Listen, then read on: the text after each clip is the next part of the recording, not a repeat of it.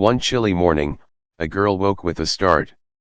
Her alarm clock blinked 7:45 a.m. Panicking, she leapt out of bed. Today was her final exam, and she had overslept. She scrambled to get dressed, hastily throwing on her school uniform. Her books were scattered across the floor, but there was no time to organize them. She glanced out the window and saw the bus pulling away. She ran outside, but it was no use. The bus was already too far ahead. Breathless and frustrated, she sat down on the bus stop bench, head in her hands. She was going to miss the exam, and she had no idea how to get to school on time. As she sat there, an elderly man appeared and sat beside her. His face was kind, and his eyes were gentle. After a moment, he asked, "What's troubling you, dear?" The girl sighed. "I missed the bus to my exam. I've worked so hard for this day, and now I've blown it. I'll fail."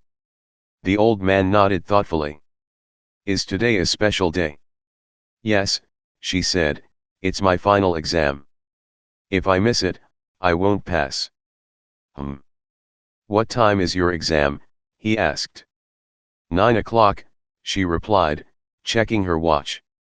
It was broken, though hadn't worked in months. The old man looked at it and smiled.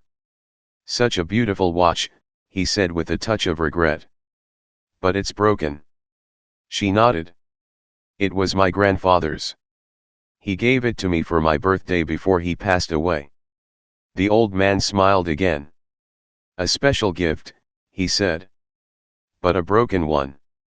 She looked at the watch, feeling a pang of sadness. "Yes, but it doesn't matter. It's just a reminder of him."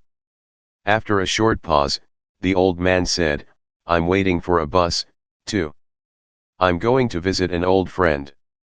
It's been a long time since we've seen each other. I wonder if he'll even recognize me."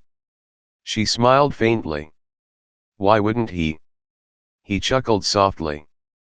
"People change, my dear. Time changes everything."